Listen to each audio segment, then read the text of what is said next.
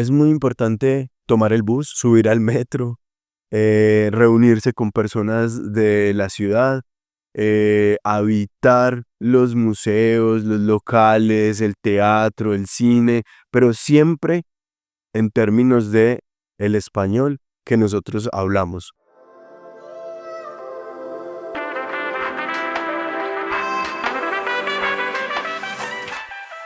Bienvenidos a Medellín Live, tu guía de vida en la ciudad de Medellín. Les habla su anfitrión Tomás Arango y si eres un estudiante internacional, foráneo o recién llegado a la ciudad, este podcast es para ti. Aquí encontrarás consejos prácticos, experiencias reales y todo lo que necesitas para vivir mejor aquí. Vive Medellín y empieza tu aventura con Medellín Live.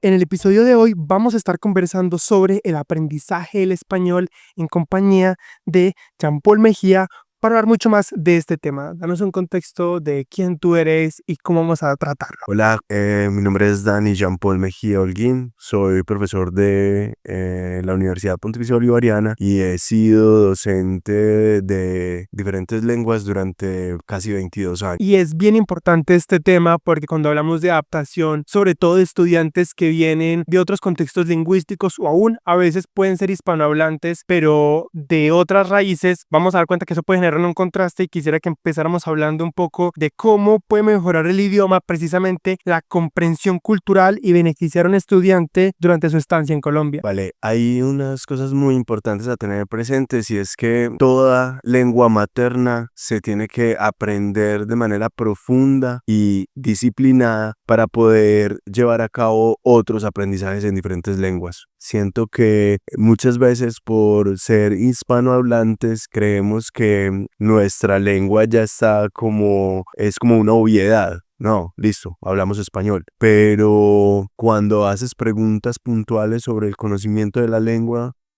muchas veces las personas quedan como, bueno, ¿esto qué es? ¿Con qué se come? Y allí hay unas limitaciones incluso para poder llevar a cabo otros aprendizajes, no solamente en términos lingüísticos, sino también culturales. ¿Cómo accedemos a la cultura si no tenemos una competencia comunicativa en la lengua materna? Ahí mencionas algo claro dentro del contexto que estamos tratando y es que en ocasiones puede que haya habido un acercamiento a la lengua previamente, pero cuando llegamos a Medellín nos vamos a encontrar con una jerga, con unos modismos, con un lenguaje familiar que no es del común, que tal vez no se haya escuchado antes y que en lo que es ya sea las clases, relaciones sociales u otro tipo de encuentros, entonces se genera un contraste y ¿de qué manera se puede entonces empezar a familiarizar o tratar esta situación? Mira, es muy importante entender que nosotros todos tenemos un acceso a la lengua de diferentes maneras, pero la competencia comunicativa tiene que ver con tres grandes ramas principalmente. Una la lingüística,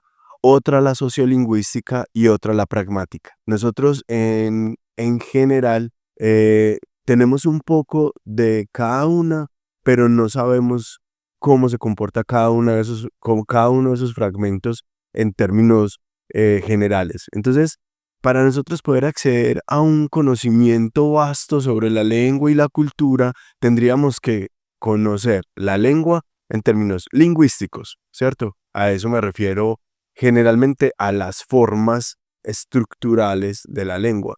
Y lo sociolingüístico viene en términos del contacto con la cultura. La jerga, el parlache, el paisañol, todas esas versiones que generalmente la gente menciona son perspectivas propias.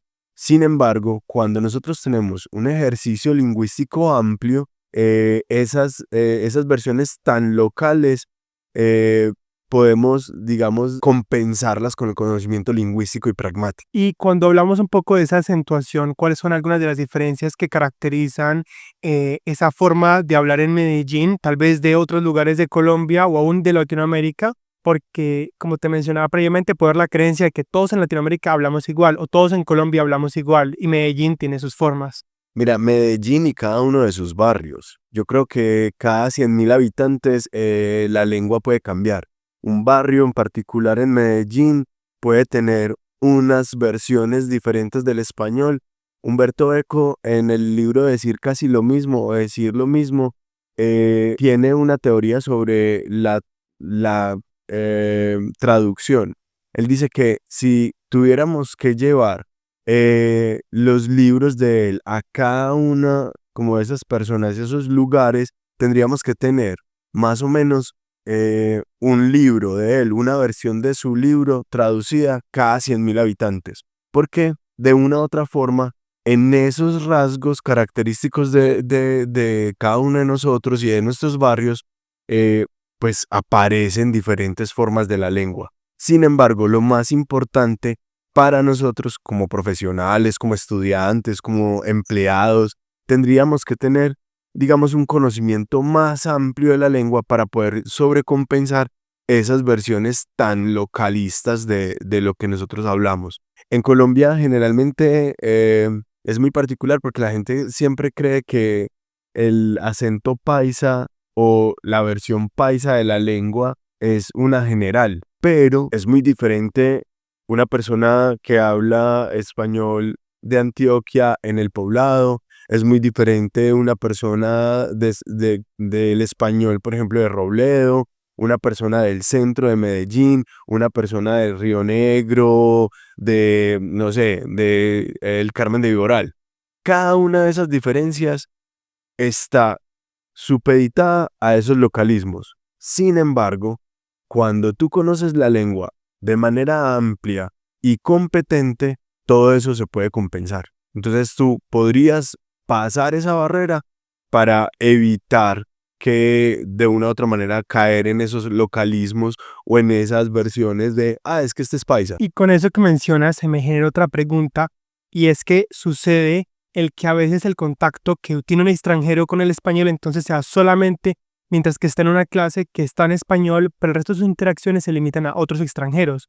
Y eso a veces impide el avance en el aprendizaje, porque si no está en clase entonces no va a tener contacto con español, o si no está en la misma clase de español no tiene contacto con español. ¿Y cuáles pueden ser algunas de las prácticas que dentro de una estancia en la ciudad que puede llevar 6 meses, un año, quién sabe, poder mejorar esa práctica aún cuando a veces puede que tengamos amigos, puede que no? ¿Cuáles pueden ser algunos de los recursos? Bueno, recursos en general puede ser el mismo contexto. Cada una de las posibilidades de la misma ciudad te va a dar, digamos, un recurso diferente para poder vivirlo. Sin embargo, muchas veces las personas que vienen de intercambios no tienen una necesidad de aprender la lengua. Entonces lo que hacen es simplemente limitarse al uso de la lengua inglesa, y otras veces es que nosotros como amigos aprovechamos el amigo que viene del extranjero para que nos enseñe la propia lengua. Entonces se hace, digamos, como una limitante también. Lo más importante para un extranjero o para un foráneo que tenga la intención de poder hablar el español del que nosotros pues nos vanagloriamos, sería precisamente entrar en contexto, vivir la ciudad, pero vivir la ciudad desde la localidad, no desde la versión preparada para el extranjero o el foráneo. Y cuando nos hablas de localidad, ¿qué elementos constituyen eso? ¿La música, los intercambios de idioma? ¿Cuáles son algunos de los escenarios que pueden contribuir a eso? Pues mira, es muy importante tomar el bus, subir al metro, reunirse con personas de la ciudad, habitar los museos, los locales, el teatro, el cine, pero siempre en términos de el español que nosotros hablamos, no unas versiones preparadas, porque de todas maneras Medellín es una ciudad que recibe muchos extranjeros y cada día más se nota que nos estamos preparando para ellos. Entonces hay tours de todo tipo en todos los escenarios que son preparados en inglés. ¿Qué tal si en vez de ir a conocer un lugar que tiene una persona o un traductor o un intérprete, por qué no conocerla a través del español? Con sus limitaciones y con sus potenciales, pero siempre en la lengua local. Y cuando mencionas en ese inmiscuirse y adentrarse mucho más en la cultura, creo que también mencionabas algo clave y es el cómo en ciertos espacios se va a convertir en una necesidad. Si hablamos de la proporción de habitantes en Medellín que tienen un contexto de habla inglesa o demás, no siempre es un gran porcentaje y a veces el no tener la lengua también genera un miedo a acercarse a ciertas zonas o a ciertas actividades.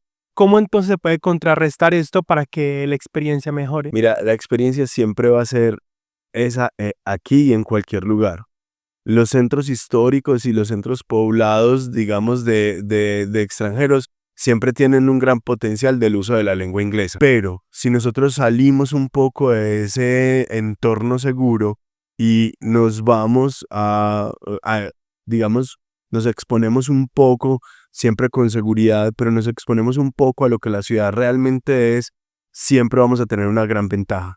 Porque cuando nosotros nos preparan la ciudad para ser visitada de esa manera o preparada, digamos, en términos de la lengua, eso es una ciudad ficticia, eso es una ciudad que realmente nosotros eh, no estamos simplemente organizando para que el extranjero se sienta cómodo, cuando precisamente la incomodidad es la que hace que nosotros valoremos y se vuelva una experiencia tan normal como una ciudad se convierta en un ejercicio significativo.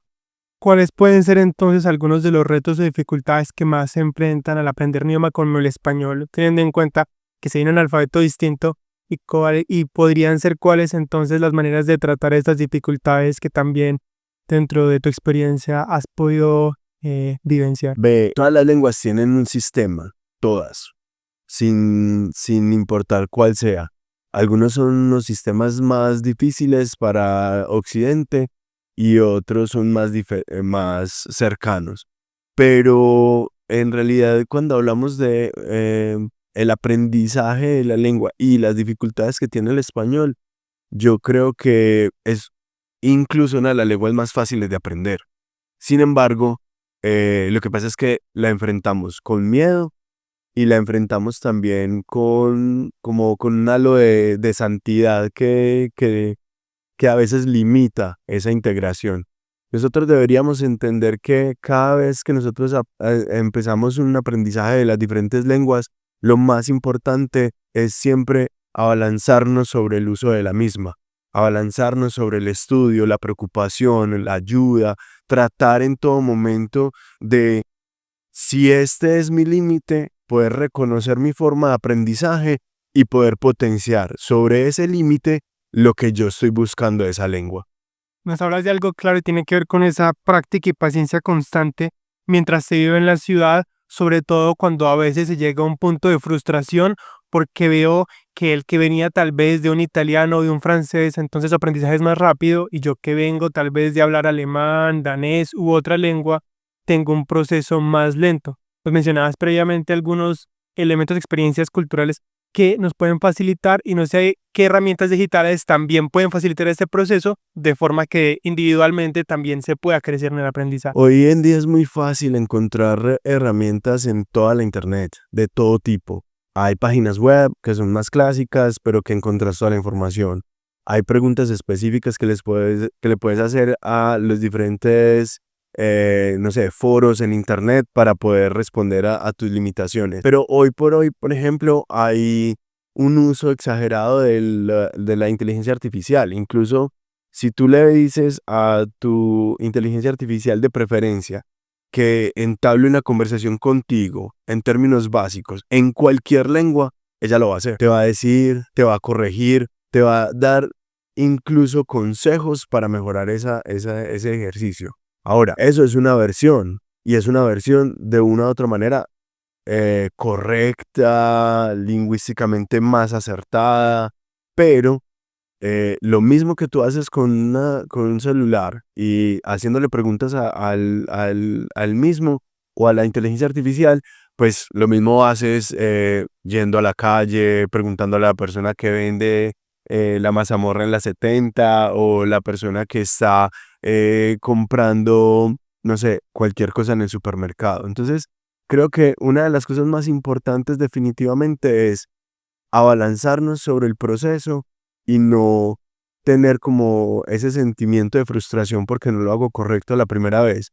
No nacimos aprendidos. Si fuera así, entonces no tendríamos por qué estar digamos, en un proceso de aprendizaje diferente. No, nada, si yo ya sé para qué lo necesito. Si sabemos que estamos aprendiendo, la frustración tiene que ser parte del ejercicio, pero una frustración que de una u otra manera potencie mis ganas por aprender. Y definitivamente con todo lo que hemos venido conversando, una de las conclusiones que me llevo es que el aprendizaje va más allá del estar dentro de una clase o no se puede limitar solamente a esta, debido a que debe ser una práctica constante que la vemos involucrada en muchos tipos de ambientes. ¿Cuál podría ser entonces una última recomendación para cerrar que definitivamente si eres un estudiante foráneo o internacional tienes que tener en cuenta para poder dominar el español mientras estés en Medellín? Lo primero es que sí vayan a clases, porque las clases son profundamente importantes, sobre todo porque allí te vas a dar cuenta de cuáles son los ámbitos lingüísticos.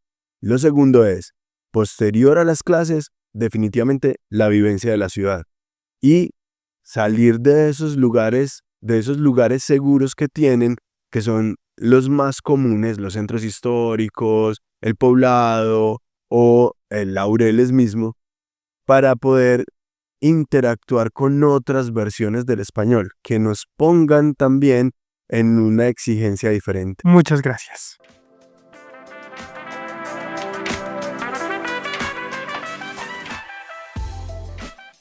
Esto fue Medellín Lab, un espacio donde hacemos que la adaptación a esta increíble ciudad sea más fácil y práctica.